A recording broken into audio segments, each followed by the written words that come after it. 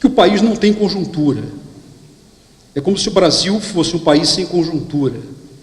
É como se a atual conjuntura fosse marcada pela ausência de conjuntura. Um pouco essa sensação, né? E como é que vem essa sensação? Olhamos para o mundo, quer dizer, a Líbia tem conjuntura, né? Primavera Árabe, uma tremenda numa conjuntura, né? Obama, Tea Party, Zuccotti Park, né? Troca dos soldados israelenses por 1.027 prisioneiros palestinos, isso é uma tremenda numa conjuntura. O mundo está cheio de conjunturas. No Brasil, um ex-policial denuncia um ministro, uma entrevista indigente do prefeito da maior cidade do país e da América do Sul, ontem nos jornais, a respeito do seu novo partido. Um repórter atônico que liga para mim na semana passada, desesperado, porque queria ouvir algum intelectual explicar, quer dizer, fornecer alguma teoria que pudesse explicar por que Garotinho e Rodrigo Maia estão se aproximando das eleições para prefeito do Rio de Janeiro, né? Aí realmente foi um momento em que céus, onde é que está a conjuntura? Roubaram a conjuntura foi sequestrada, quer dizer, ela escapa da nossa... E o meu instinto a responder essa pobre alma que me procurou, às 11h30 da noite, já com a matéria tendo que fechar, não tinha nada para dizer, foi lembrar de um ministro da Justiça português, né, no final da monarquia portuguesa, chamado Rintze Ribeiro, que fez a pior reforma eleitoral do planeta, que ficou conhecida nos anais da história de Portugal como a ignóbil porcaria, né? E foi essa expressão que me veio à cabeça para responder o que eu tinha a dizer como cientista político diante da união de Garotinho. Como cientista político só posso dizer a ignóbil porcaria. Não há nada, não há efeito de conhecimento mais potente do que mobilizar uma imagem desse tipo. Mas vamos então tratar desses pontos com mais seriedade, tentando evitar a inclinação quase que irresistível à butade, né? Quer dizer, sobre a questão da conjuntura, quer dizer, a natureza dos nossos hábitos intelectuais, quando falamos da conjuntura, mostra que há sempre uma teoria dos eventos que nós praticamos. Uma teoria dos eventos que, tanto ela é praticada nas nossas ações enunciativas, quanto de uma maneira mais reflexiva. Uma teoria que escolhe certos objetos, certos assuntos, como assuntos dignos de atenção, e define certas condições de inteligibilidade. O que eu tenho que dizer para que esses eventos ganhem inteligibilidade? O que me espanta é que os nossos recortes, né, e nós aqui, não estou dizendo nós aqui na mesa, quer dizer, os recortes que uma certa arte que se consagrou mais recentemente de falar da conjuntura, baniu dessa teoria dos eventos considerações de natureza histórica, de natureza sociológica e de natureza cultural. Eu acho que isso tem a seguinte implicação, né? Os antropólogos poderiam fazer uma distinção importante entre acontecimento e estrutura. É como se a dimensão da estrutura não fosse convocada para iluminar a dimensão dos acontecimentos. Só que estrutura aqui não significa apelar, aludir para algo que não se vê e que é mobilizado misteriosamente, magicamente, para explicar o que se vê. Estrutura, nesse caso, significa tempo, significa história, significa duração, né? E nós nos acostumamos, já de tempos para cá, de falar da política como se ela não tivesse tempo, como se ela não tivesse duração, como se ela não fosse afetada por dinâmicas sociológicas e culturais mais amplas, né? Quer dizer, na verdade, é como se a ausência da história, da sociologia e da perspectiva cultural nos impedisse de fazer certas perguntas. Por exemplo, perguntas que não são desprezíveis. A relação da política com a forma da sociedade. Paramos de perguntar essas coisas. O problema da presença de tendências de longo e médio prazo, né, para explicar o comportamento político. Filipe aludiu agora a um aspecto importante quando ele mencionou o tema do governo limpo e da política suja. Na verdade, esse é um belo tema para se pensar questões de longo e de médio prazo. A resiliência de valores e padrões de conduta social como aspectos fundamentais, estruturantes da dimensão política. Quer dizer, uma visão que os argentinos chamariam de cortoplacista da política, né, ela nos desobriga de considerar a política como afetada por dinâmicas de longo prazo, o que é óbvio, mas também, quer dizer, faz com que a exigência de escavação dos fatos, né, e no sentido da busca de sua associação com outras dimensões, apareça como não essencial. Quer dizer, por que eu estou dizendo isso? Porque, do meu ponto de vista, é fundamental que recoloquemos uma teoria da ocasião, dos eventos, como lugares de precipitação de dinâmicas de longo, de médio prazo, e dinâmicas que aparentemente não têm a ver com a política tal como ela aparece no seu proscênio. Por que é importante mobilizar essa reflexão de natureza mais geral? Para poder fazer o ponto da conjuntura de uma maneira talvez um pouco mais clara, né? Quer dizer, sobre a conjuntura ou sobre a não conjuntura. Tá? Eu vou trazer essa reflexão toda para fazer meu ponto sobre a não conjuntura. Quer dizer, não é que não haja conjuntura. O que, na verdade, eu comecei a pensar quando eu acordei e vi que tinham levado a conjuntura embora, ela tinha desaparecido, né? É que talvez a gente pudesse fazer uma distinção fina entre conjunturas ativas e conjunturas passivas. Certo? Só para trabalharmos aqui, não é para levar o conceito para casa, não, só para sugestão para que pensemos. Imaginar conjunturas ativas como porções de tempo, porções de tempo que precipitam uma ordem, que são a precipitação de uma ordem complexa de fatores, tá? Ao mesmo tempo em que essa porção de tempo afeta de modo claro a precipitação desses mesmos fatores. Ou seja, são eventos, acontecimentos que resultam de precipitações complexas de fatores, mas pela natureza desses eventos, eles são capazes de alterar e de reconfigurar os próprios fatores cuja precipitação determinou a aparição do acontecimento. Né? Podemos dar vários exemplos disso, momentos em que o ator, em que o engenho político, a invenção política, ainda que possam ser explicadas retrospectivamente, como resultante de processos imemoriais, né? No entanto, quer dizer, a habilidade da ação virtuosa, no sentido maquiaveliano no curto prazo, que provém de dinâmicas de longo prazo, é capaz de alterar, né, o rebatimento que essas dinâmicas de longo prazo, que continuam a existir, terão sobre o momento subsequente da nossa experiência social. Né? Conjunturas ativas são conjunturas nas quais eventos dessa natureza estão presentes. Conjunturas passivas são momentos de reiteração, são depósitos como se fossem depósitos de empuxos do passado. Elas têm uma dimensão inercial muito forte. Por que eu estou chamando a atenção para isso? Porque se tomarmos como questão importante a natureza do experimento político brasileiro, se essa questão for julgada por todos nós como questão relevante, quer dizer, qual é a natureza do experimento político brasileiro em curso? Essa questão não é, do meu ponto de vista, respondível com a temporalidade que habitualmente nós concedemos ao termo conjuntura. Essa questão ultrapassa e extravasa a nossa experiência ordinária do que seja conjuntura e aponta para fenômenos de média e longa duração. Quer dizer, é como se a análise do momento presente fosse inteligível apenas se nós desconfigurarmos o momento presente como momento rigorosamente presente, né? E passarmos a pensar a sua presença, a sua imediaticidade, como lugar sobre o qual se depositam dinâmicas que o passado está trazendo e que nós não temos, que o nosso experimento não tem sido capaz de reverter. Uma delas foi mencionada na apresentação do Luiz Felipe, de uma maneira muito sagaz, quer dizer, Associação Governo Limpo, Política Suja. Eu vou falar disso um pouco depois, mas eu gostaria de mencionar, para concluir essa provocação, alguns aspectos que eu acho que ilustram bem essa concepção de uma conjuntura passiva, ou seja, de um momento político que é a recolha e o depósito de fenômenos de média e de longa duração.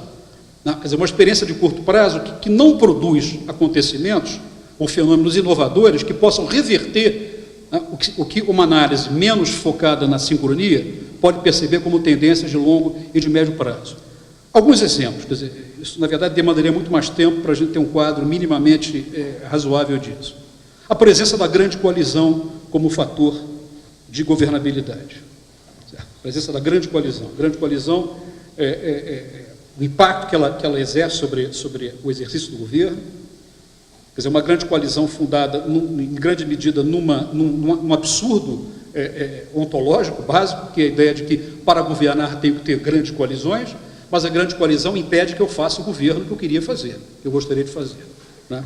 Quer dizer, governa-se, mas o programa de governo é inviabilizado pela própria coalizão que é apresentada como condição de governabilidade. Isso é um traço, isso é um aspecto, né, que está presente reiteradamente, certo? Que nós, quer dizer, que uma certa perspectiva politológica por patriotismo institucionalista reconhece como estado de natureza da política. Não há como ser mudado, é como se fosse da natureza dos próprios fenômenos políticos. Eu tenho uma certa dificuldade de naturalizar analiticamente esse aspecto.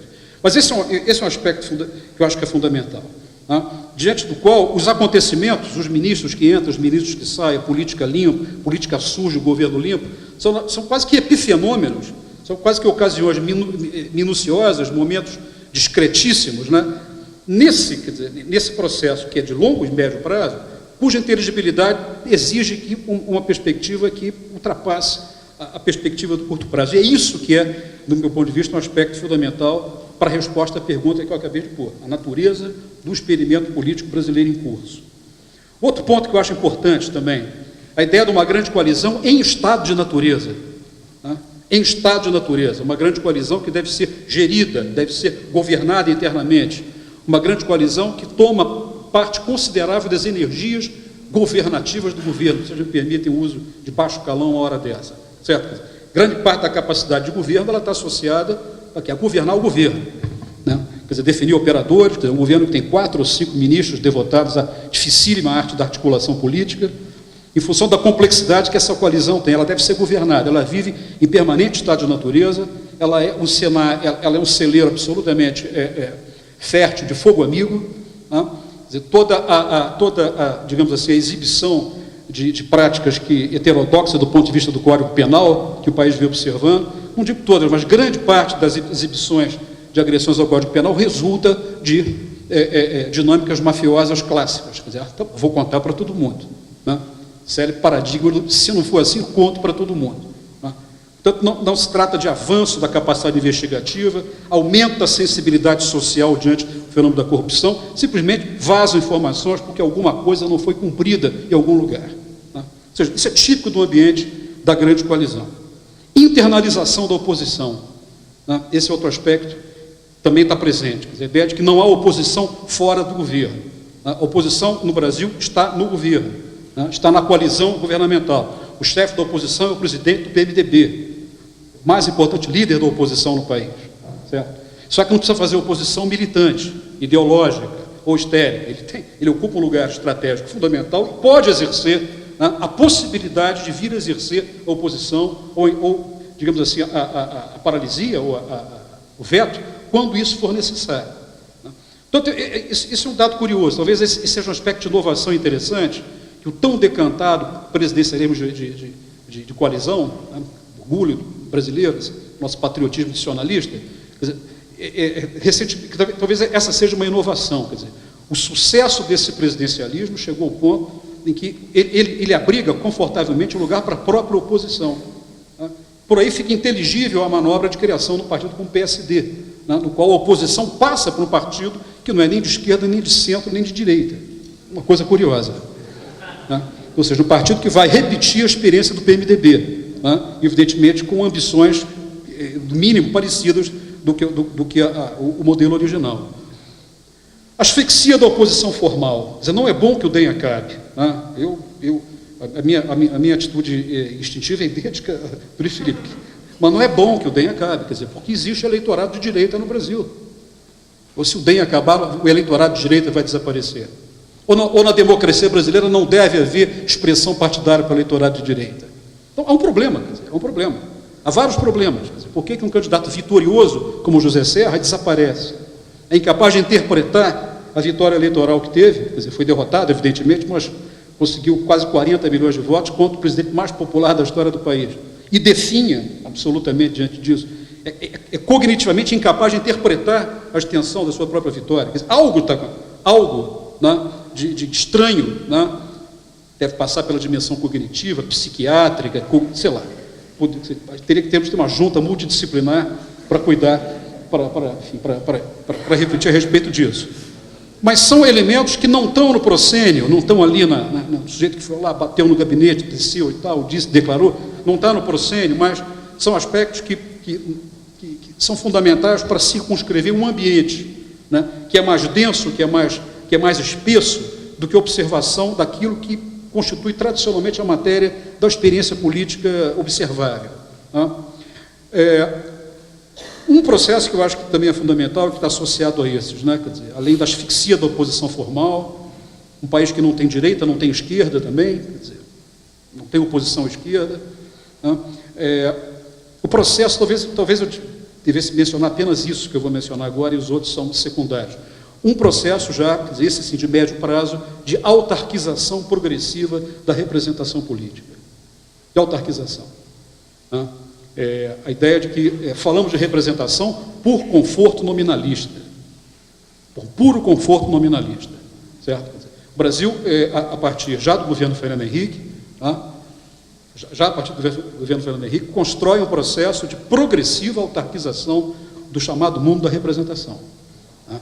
Quer dizer, e as relações fundamentais da experiência política são relações que se dão entre o executivo, o presidente ou a presidente, né, e o legislativo. Esse é o cenário da política relevante.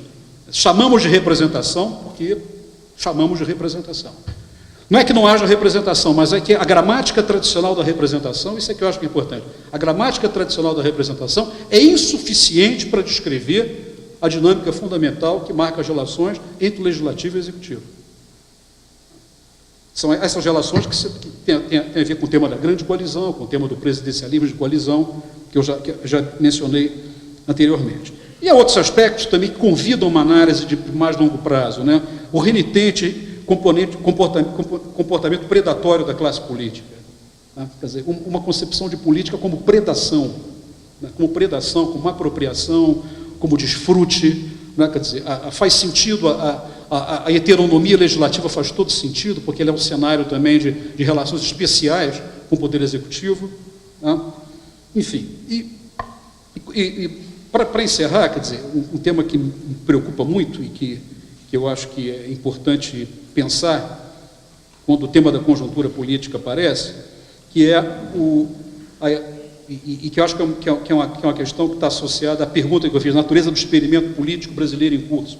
Quer dizer, essa pergunta, para ser respondida, ela deve incorporar também a seguinte questão, quer dizer, qual é a natureza do demos brasileiro? Quer dizer, na verdade, a nossa sensibilidade analítica para isso definhou muito, quer dizer, tendemos a supor que demos é sinônimo de demografia, né? E que população adulta é sinônimo de agregado de sujeitos políticos. E trabalhamos com a ideia de que os eleitores têm preferências, e essas preferências são a variável independente, vocês me permitem a poesia às 10h30 da noite, são a variável independente da explicação da política. E eu não sei que preferências são essas, de onde é que isso vem. Eu não sei quais são os processos substantivos de formação do demos, porque demos não é população, demos não é demografia, demos não aparece no censo. O demos é um conjunto de sujeitos dotados de algumas propriedades políticas, um agregado de sujeitos políticos. Quais são os processos identitários em curso no Brasil de formação do demos brasileiro? Quer dizer, que experimento democrático é esse que nós estamos criando, né? No qual a política limita-se em grande medida a replicar o estado de natureza, né? Quer dizer, a dimensão espontânea, né, frequentemente presente nas manifestações do demos. Quer dizer, e uma distinção interessante entre demofóbicos, os que temem o demos profundamente, e demofílicos, né? Os que supõem que dizer o que eu estou dizendo, na verdade, é uma barbaridade conservadora, porque nada se pode dizer contra o demos. Não é dizer contra o demos, é fazer uma pergunta analítica, né? Uma pergunta intelectualmente digna, quer dizer, qual é a natureza dos processos políticos, sociais, educacionais, culturais, amplos, que a sociedade brasileira experimenta na formação dos seus sujeitos coletivos, dos seus sujeitos políticos. Quer dizer, não podemos supor que os sujeitos políticos sejam formados pela natureza, né, e que a política, ela simplesmente replica, de uma maneira absolutamente ingênua, essas dimensões naturalistas, naturais, dadas por essa demografia política brasileira. Né. Eu acho que isso seria fundamental para que essa questão sobre a experiência política brasileira em curso fosse minimamente considerada, e a própria questão da democracia no Brasil. Né? Quer dizer, e que, com isso, quer dizer, evitássemos o patriotismo institucionalista que de vez em quando nos assalta. Que bom, temos eleições em todos os níveis, temos o maior eleitorado do planeta, a nossa fragmentação eleitoral é igual à fragmentação da Dinamarca, enfim, quer dizer, certo? Quer dizer, o patriotismo institucional que, na verdade, pouco revela a natureza das interações políticas que esse país está produzindo. Obrigado.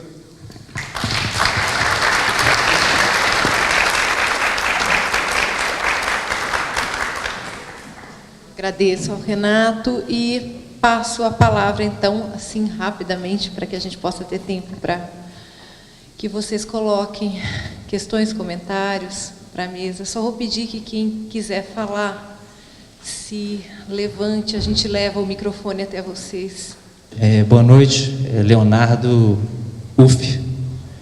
A minha pergunta é dirigida a Luiz Felipe Miguel e ao professor Renato Lessa.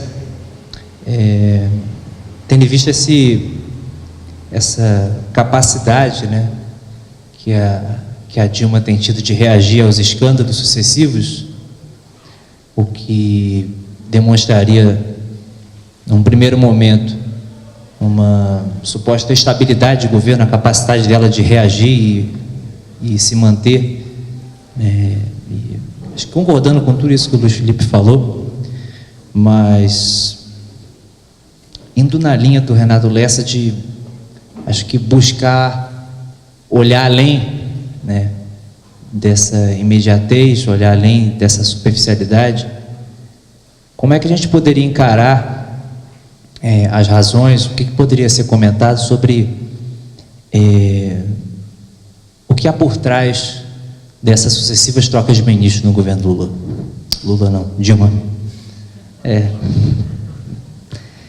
O que há por trás disso? Né? Que pugnas de poder se colocam num cenário que a professora Lena aponta por uma estabilidade econômica, um crescimento do país.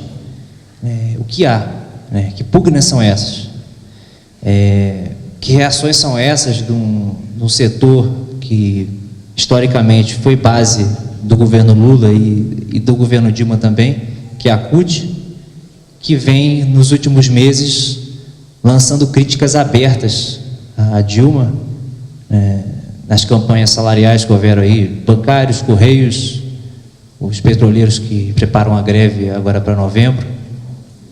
Então, eu jogo esse cenário aí um pouco divergente dessa suposta estabilidade, né, pedindo aí comentários.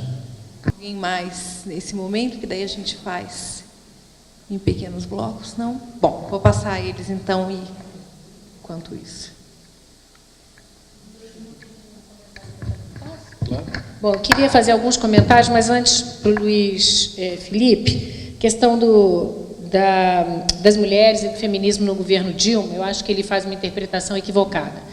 Desde a permanência da Nilceia, quando estourou a discussão em torno da questão do aborto, durante a campanha eleitoral, a Nilceia teve um comportamento de recuo completo. Ela jamais se manifestou publicamente sobre nada, inclusive foi muito questionada por todas nós, que ficamos muito surpresos com o seu comportamento, por um cálculo político também que não cabe aqui colocar agora.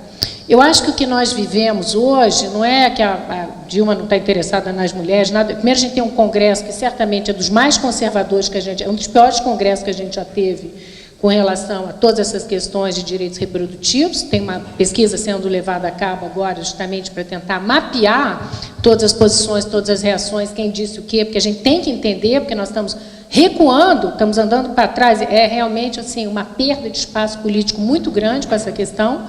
E isso se deve, do meu ponto de vista, tem nada a ver com o governo, tem a ver com o grande refluxo do movimento feminista no Brasil.